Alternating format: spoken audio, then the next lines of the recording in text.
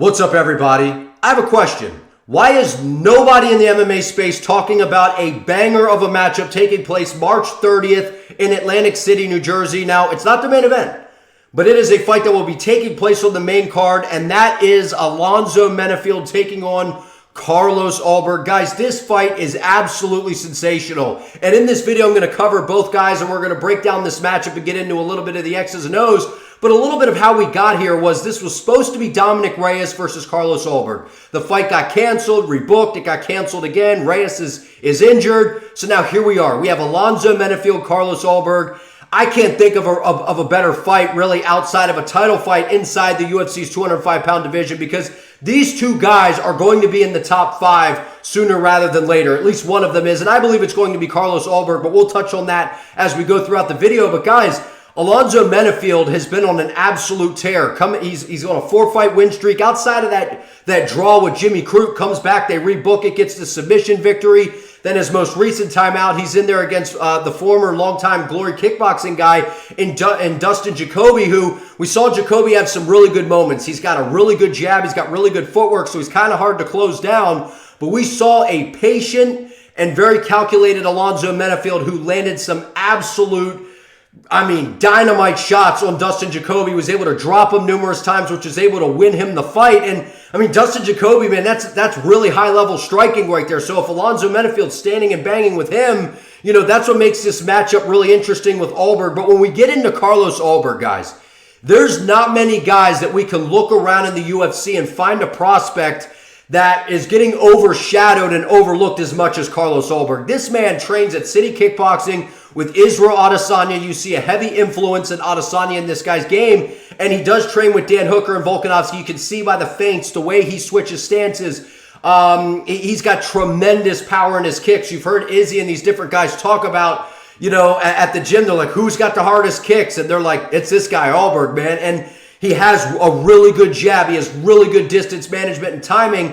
And what we've seen from Carlos Ulberg thus far, which has really impressed me, was he comes off that crazy win on the Contender Series, gets the contract, comes to the UFC, his first fight, big stage, taking on Kennedy Nzechukwu, who, by the way, is a really tough opponent because, yes, Kennedy doesn't have the most active fighting style, but he has really good power. And Carlos Ulberg was landing a lot of good shots, was teeing off, had him hurt a few times, wasn't able to get him out of there, kind of emptied the gas tank, and then Nzechukwu just weathered the storm and was able to get him out of there.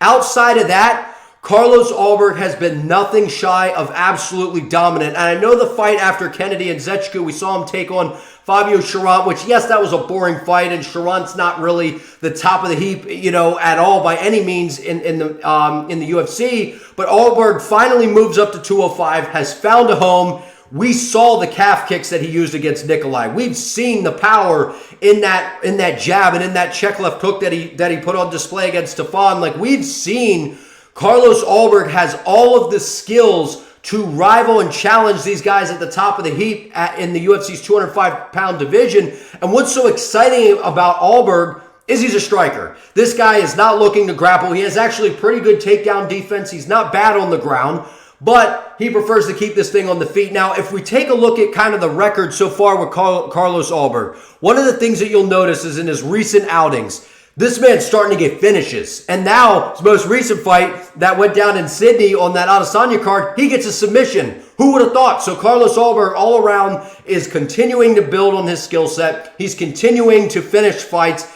And now he is in a position taking on a guy in Alonzo Menifield, where if you're trying to say, outside of Menifield, another name that's not in the top 5 that I would say is most dangerous, I'm going to go Khalil Roundtree. So this is another guy that, is going to get Carlos Ulberg closer up into the rankings to start getting him those top contender fights at 205. But getting through Alonzo Menifield is not going to be an easy task because we've seen with Menifield, he's durable. Even if you clip Menifield, he recovers well. He's able to kind of get on his bike and move and avoid some of those heavy shots. But against Carlos Ulberg, I think we're going to see Carlos Ulberg get a finish in this fight. And for the sake of the UFC's 205-pound division, I think a guy like Carlos Ulberg brings a lot of energy, brings a lot of excitement to a division that, let's be honest, guys, at the top of the heap, we have Alex Pineda, We have Magomed Ankalaev, who people are starting to kind of get behind him. We have Jamal Hill, who's kind of been controversial, where he's frustrated a lot of fans. He's had some off-the-field issues, as we would say. Then outside of that, it's like, okay, we kind of have Khalil Roundtree, you know, making some moves. And then Yuri Prohaska coming off that loss. He's fighting Alexander Rakic. But outside of that, guys, like, we need a true contender. And I believe whoever wins this fight is going to be a clear-cut. I'm not saying they're fighting for the title next.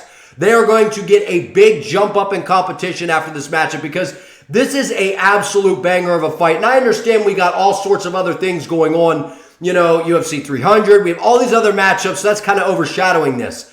This is a fight that I would have liked to have seen on a bigger pay-per-view like card, maybe opening up a pay-per-view card, maybe being a featured prelim, because I really believe that this is going to be a crazy fight. I think someone's getting finished. And like I said, I do think Carlos Ulberg is going to be able to get the job done, but it's the skills that Ulberg possesses that I believe are going to pose problems for a lot of these guys at the top of the heap. Like, I believe Carlos Ulberg could sit there and strike with just about the best of them. Like, I think a matchup with him and Poatan down the line, that's really interesting because Izzy's fought Poatan, and it's like the teammate.